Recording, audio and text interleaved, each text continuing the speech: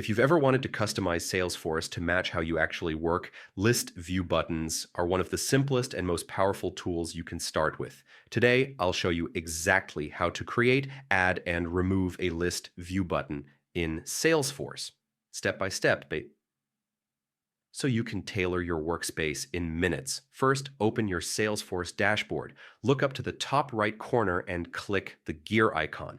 From the drop-down, select Advanced Setup.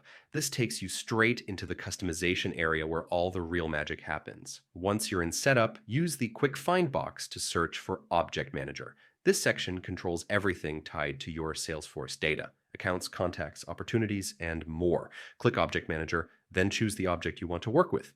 Could be accounts, contacts, or any other standard or custom object your organization uses. After selecting your object, look to the left-hand panel and click Buttons, Links, and Actions.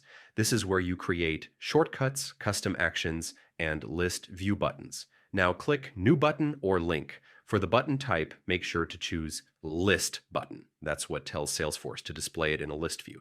Give your button a clear label and name so you can identify it later. Something descriptive and recognizable will save you time down the road.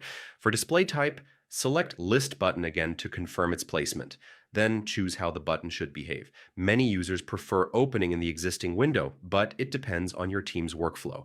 After that, choose your content source, whether it's a Visualforce page, a URL, or JavaScript. Pick the option that fits the action you want the button to trigger. Once all fields are set, click Save. Your new button is now ready to be added to a list view layout and used by your team.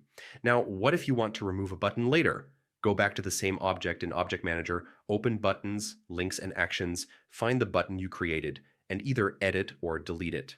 Salesforce removes it from the list view as soon as it's deleted or deactivated, so your interface stays clean and relevant. And that's it. You now know how to create, add, and remove list view buttons in Salesforce with confidence.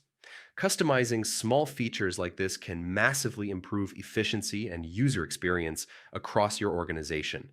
If this walkthrough helped you, stick around for more Salesforce tips and guides just like this. Thanks for watching, and I'll see you in the next one.